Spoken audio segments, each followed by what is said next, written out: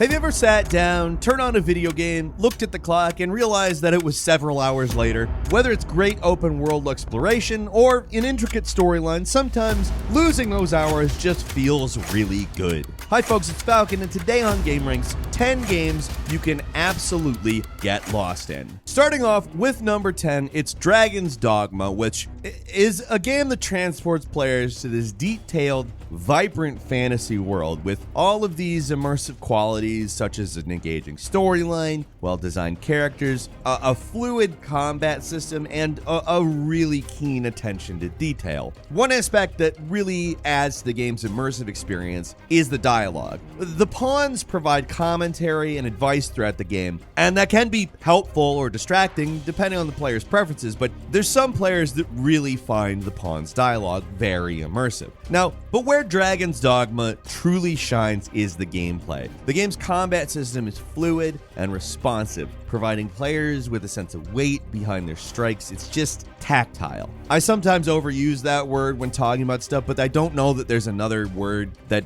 describes the combat in this game better. Like, players can interact with enemies in a whole lot of different ways that are totally unique to Dragon's Dogma, like clinging to an airborne dragon or tossing goblins off cliffs in a very specific way. The game's attention to detail does extend beyond combat though, like interactions like being tossed into water, having your lantern go out, or realizing your character is moving too slowly because of the weight of items they're carrying, etc. I mean, you can find some of that in other games, but Dragon's Dogma compiles a lot of really good stuff together. Overall, Dragon's Dogma has an engaging storyline, well-designed characters, a really good battle system, a ton of attention to detail, and a lot of just totally unique stuff. I did say the pawn dialogue might be hit or miss for some players, but for the players that it hits, it's gonna hit hard. And the game's exploration just really makes this an unforgettable gaming experience you're gonna get sucked into. At number 9 is Kingdom Come Deliverance, this game that's really just somehow, I mean, obviously I don't know what it was like in medieval Bohemia, but this is a game that really makes you feel like that's where you are. First-person RPGs have always been popular, but Kingdom Come Deliverance takes it to another level. Like, you don't have any special abilities or powers at all. You can swing a sword and you can walk around. That's basically, I mean, it's not that simple, but that's the extent if you want to simplify it down. This sense of realism and lack of power is fairly rare in RPGs or just video games in general, and it's a big reason why players get so sucked in. Now, the game does have a bit of a learning curve in the beginning. It's not easy to get into. But once you do get past it, you're gonna get immersed in this game with just an incredible amount of detail. You have to prepare and think things through for almost everything you do. And it does it on a level that puts a ton of really popular RPGs to shame. One of the most ambitious aspects of the game is that it's all about survival. After finishing an objective, if there's no autosave or a schnapps left, players gotta survive on low nourishment and energy. The shops are closed, there's no bed around to sleep in, and the drive to survive really adds to the realism. On top of that, the game's world feels bigger than a lot of RPGs, despite not really being set in a large area. It's a kind of small region in Bohemia. There's a sense of time, distance, direction, and you're definitely not the most important person in the world. You're not Cloud Strife. You're not the Dragonborn. You are hungry, though. You gotta follow the same set of rules as, other characters have to. This eliminates the division between the player character and the virtual world, and that border not being there makes the game more immersive. I mean, you can walk around the town of Rete at night, go to the inn, sit down, have a drink, play Farkle, take in the scenery, banter, and all around just get lost in the sea of detail. This game's world feels alive, and you feel like you're living in it. If you love RPGs, this is the place to go to get lost. At number 8 is The Witcher 3 Wild Hunt, widely considered to be one of the greatest role-playing games of all time, and come on, it's for good reason, right?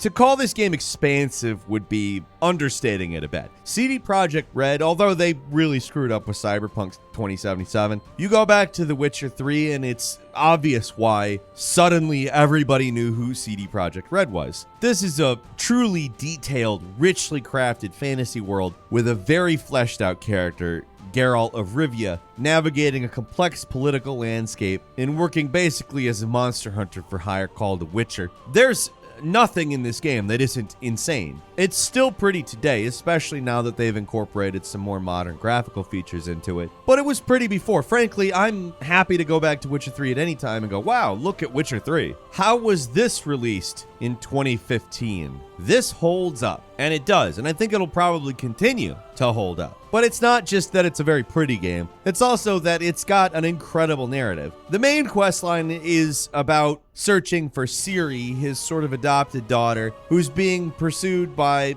the Wild Hunt, which is this kind of mystical force of warriors. But again, just to say that this is the story of the game is drastically oversimplifying. Every side quest, frankly, feels like the main quest. We're going to talk a lot about attention to detail in this list, but this is in a class of its own. Like, the Bloody Baron storyline is kind of half main quest, and then you can keep going if you want. And man, oh man, is it interesting. Happy, maybe not so much, but interesting. But beyond the narrative and the world design and the graphics, there's also just tons of gameplay options. Some people complain a little bit about the clunkiness of some of the swordplay, but honestly, I really like the system. I love the swordplay, the way that you incorporate spells, potions, oils, gear. It all really comes together in a coherent and cool system, in my opinion. And then beyond that, there's other gameplay stuff like Gwent, which is perhaps the only time I've ever actually enjoyed an in-game card game. I'm sorry, Triple Triad from Final Fantasy VIII, but no. Overall, The Witcher 3 is just an incredible game with a rich world, compelling characters, engaging gameplay. To call it anything other than the whole package would be ridiculous. At number 7 is Dragon Age Inquisition, the third installment in the Dragon Age series. It combines some of the best aspects of its predecessors and adds some new elements that make it a really exceptional RPG. The open world of Dragon Age Inquisition is vast and filled with stuff to do, from completing quests to collecting resources, even encountering random events. Unlike other open world games, though, you can have a tangible impact on everything around you, whether it's closing dimensional rifts in the world, making it a safer place to be, or completing various side quests. Your actions always have consequences that affect both the story and the environment. In addition, one of the more significant aspects of this is building up your town Skyhold. Starts as a basic fortress, but as you progress, you can improve, customize it, add new buildings, decorations, resources, and make it a real stronghold. I know other games have done something kind of like this, but this is more to create a sense of investment in the game world and ownership, and it really does. Probably the only downside is it can feel a little MMO-ish. The world's very vast, and a lot of side quests and objectives can be a little samey, and that can feel repetitive because a lot of side quests follow a very similar structure, but the game's strengths, frankly, far outweigh its weaknesses. The combat system is engaging and challenging, characters are well developed and interesting, story is gripping, and there's plenty of twists and turns. At number 6 is Pillars of Eternity 2, developed by Obsidian Entertainment. It's the sequel to the critically acclaimed Pillars of Eternity, obviously, and it improves pretty drastically on a lot of the gameplay mechanics and storytelling of the first game. Not that the first was bad, the first was great, but you really gotta give it to this game for the depth and complexity of narrative. It takes place on the Deadfire Archipelago. You play as the Watcher, a character with the ability to see past lives and read the memories of the dead. It spirals into a story that deals with mysticism, gods, and political intrigue, and there's so much to unravel. But it's also a lot more than that. There is a ship-to-ship combat system, and is really unique and enjoyable. You can hire a crew, engage in naval battles, upgrade your ship, and even take on sea monsters. It's a really exciting change of pace from the types of combat encounters you find in most RPGs. Another standout feature is how good the open world exploration actually is. You can sail to various islands, each with a very unique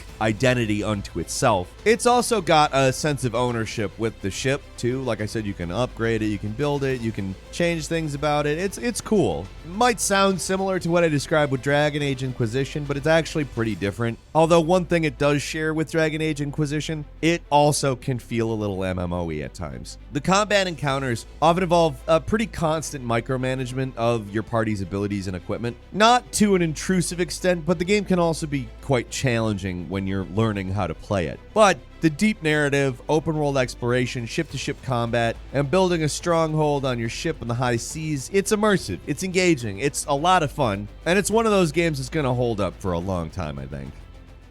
At number 5 is Kingdoms of Amalur: Re-Reckoning, an open-world action RPG developed by Kaiko and published by THQ Nordic. Originally, the game came out in 2012. It was remastered in 2020 for modern consoles and PC, and it is vast. The game's world, called Amalur, obviously, is divided into a few different regions, all with its own unique biomes, quests, challenges. From the dense forests of Dalentar to the volcanic plains of Datyre, there's always something new to discover in this game. You can spend hours exploring each region. But on top of that, there's also a really robust character customization system. There's 4 different races. All of them have different unique abilities and stats. You can be a warrior, you can be a rogue, you can be a mage, and there's a crafting system, so you can really create unique things with different combinations. It's also got this thing called the Fate system. The game's story is centered around a prophecy that foretells the player character's destiny. As you progress through the game, you can make choices that affect your character's fate, which arguably makes it not your fate, but whatever. We're not here to have philosophical conversations. We're here to talk about how much depth is in this game, and frankly, each playthrough can feel very different, both because you can create a completely different character, and you can make them end up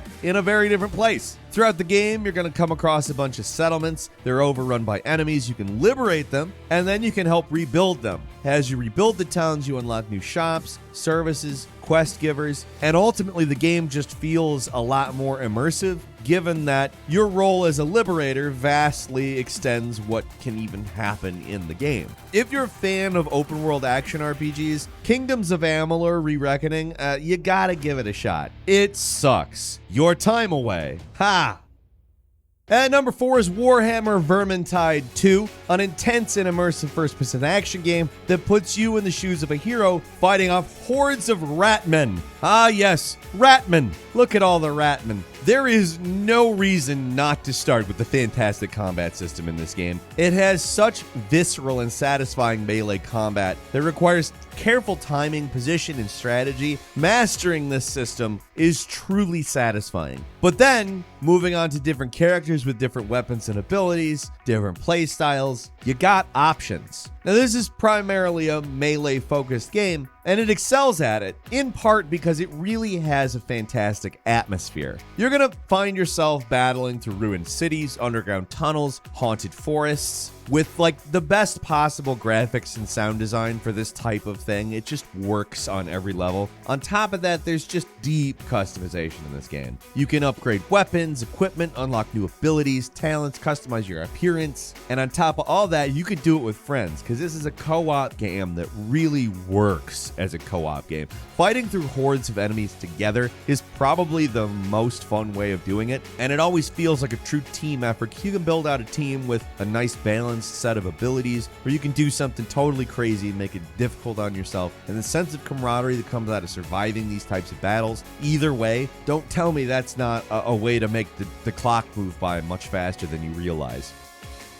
And number 3 is Subnautica, a survival game that just gives you the best possible version of a survival game on an ocean planet. You got all of the survival stalwarts, resource scavenging, crafting, etc. But you've also got this deep ocean filled with terrifying sea creatures that you'll have to avoid in order to explore everything. I mean, there's so much different crap in this game. You'd think, oh, well, it's the ocean, so I'm going to go down and see the ocean. The ocean is a desert with its life underground and a perfect disguise above. And with Subnautica, there is a captivating sense of discovery. You just encounter so much stuff in this game, and props to you if you caught my horse with no name reference a second ago. The game's stunning graphics and sound design only serve to enhance this feeling of immersion too. You find yourself just completely engrossed in this incredible world. You have to carefully manage your oxygen, food, and water supplies, and really keep an eye on your health. But perhaps one of the most rewarding aspects is the feeling of progression as you build up your base and explore deeper into this planet. It's one of those games that really gives you a sense of development, and it takes a really long time to hit the ceiling, making this one of those games where you're stuck immersed in it for long periods of time, but it seems like nothing.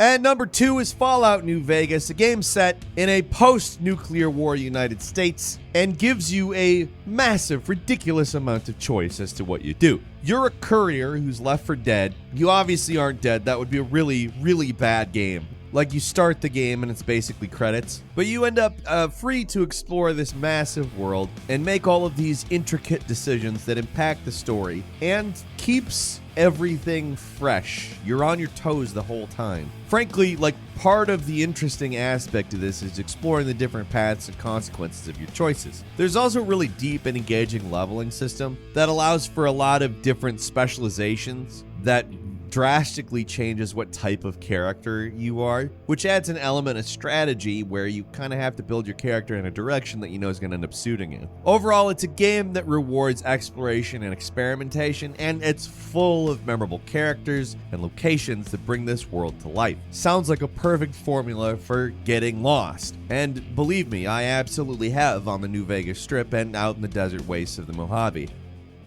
And finally, at number 1, The Elder Scrolls V: Skyrim. It's kind of hard to believe this game has been around about 12 years and continues to captivate players with the open world and endless opportunities for exploration and adventure. It doesn't just have immersive gameplay, it seemingly has just an endless amount of quests, and of course people have modded the hell out of it, giving it a whole lot of new things to do that just weren't there before. But forget the mods and stuff, just a vanilla Skyrim is a captivating game. From the rugged peaks of the mountains to the depths of the dark dungeons, Skyrim is an incredible world filled with so many little things to find. Whether you're on a quest to defeat a dragon, search for treasure, simply wander around in the wilderness, there's always something new and exciting to discover in this game. But it's not just that they made this amazing world you can just run around and do whatever in. It also has really rich lore and an engrossing storyline. It's set in the fictional land of Tamriel, and you are the Dragonborn, a hero tasked with saving the world from destruction as dragons reappear. Now, you can engage with this storyline as you like,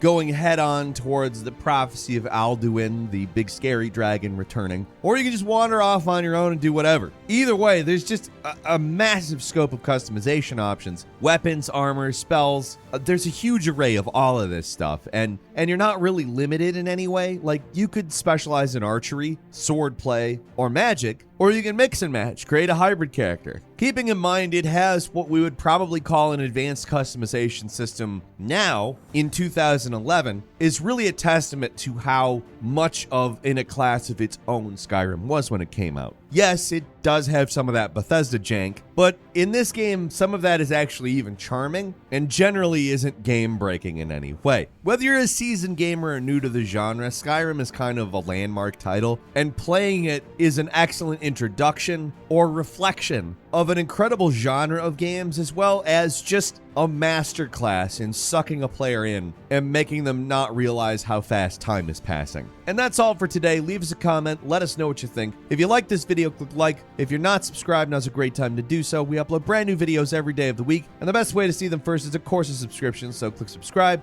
Don't forget to enable notifications, and as always, thank you very much for watching this video. I'm Falcon. You can follow me on Twitter at Falcon the Hero. We'll see you next time, right here on gameranx.